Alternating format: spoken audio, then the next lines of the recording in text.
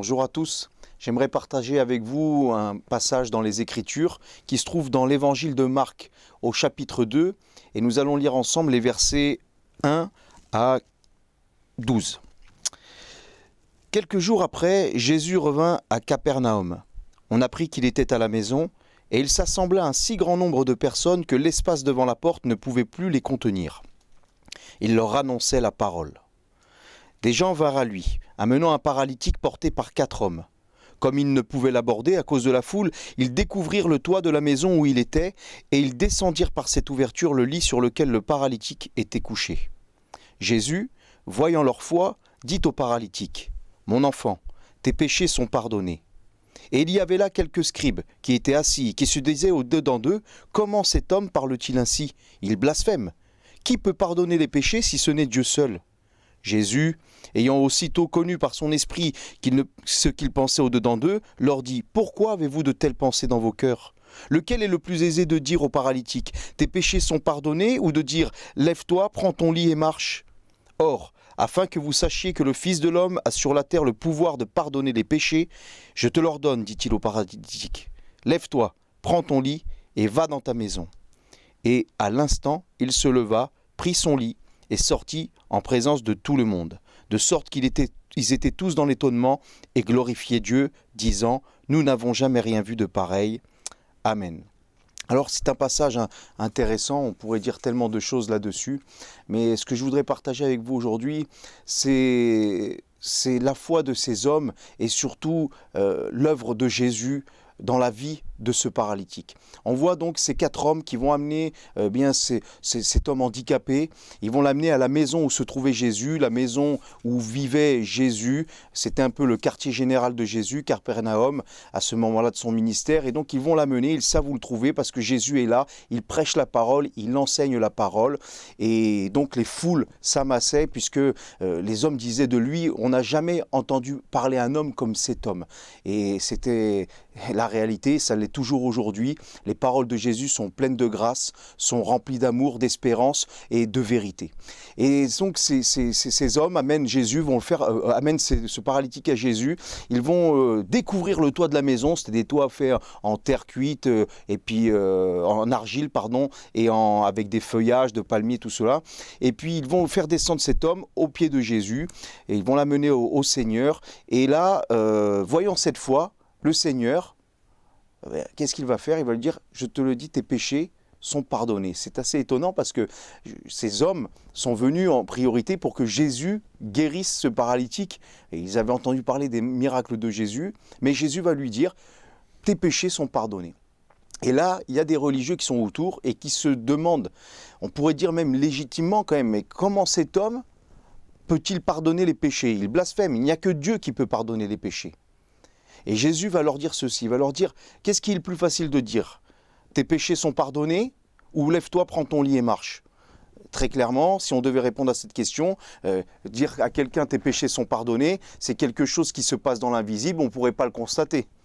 Mais par contre, dire à quelqu'un lève-toi, prends ton lit et marche, retourne dans ta maison, là, si la parole est vraie, il se lève, il prend son lit et va chez lui. Bon, alors Jésus dit : afin que vous sachiez que le Fils de l'homme a le pouvoir, que le Fils de Dieu a le pouvoir de pardonner les péchés aux hommes, je te le dis, lève-toi, prends ton lit et marche.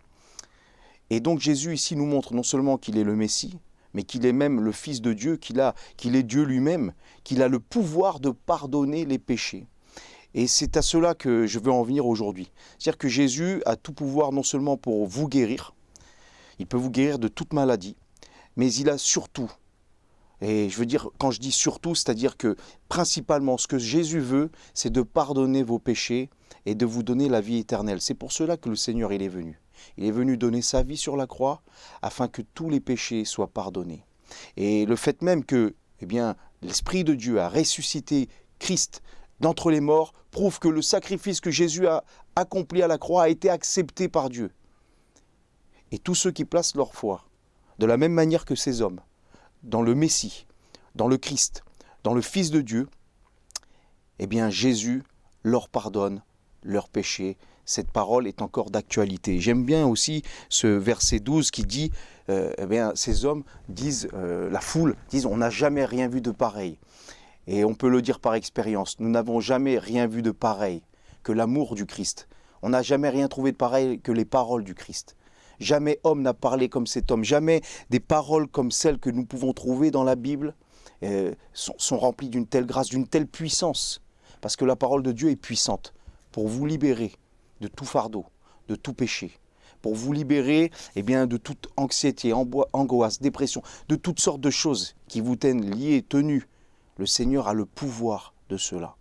Alors, on va prier ensemble pour que ce message de l'Évangile, mais que aussi la puissance du Christ, la puissance du Messie, puisse transformer vos vies. Je le crois vous guérir aussi, et je le crois surtout, particulièrement, vous laver de tous vos péchés et de vous donner une espérance de gloire auprès de lui dans l'éternité.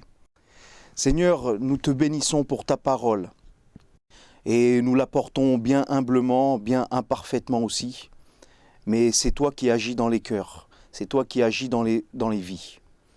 Seigneur, comme ces hommes, ces 4 hommes, bien je veux t'apporter tous ceux qui sont tenus paralysés à cause de leurs péchés, à cause aussi de leur maladie. Seigneur, je veux te les apporter comme ces hommes, dans la foi, et te demander de leur faire grâce, te demander d'agir dans leur vie.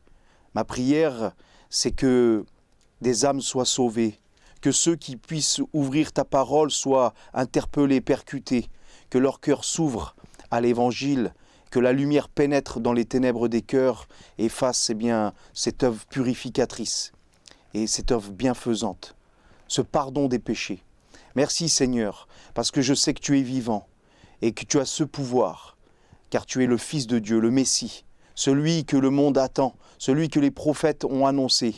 Tu es venu Seigneur, et tu es mort sur cette croix, mais tu es ressuscité le 3e jour pour la justification de quiconque croit en toi. Merci Seigneur, à ton nom soit toute la gloire. Amen. Que le Dieu que nous servons, que nous adorons, vous bénisse et vous protège, vous garde. Amen.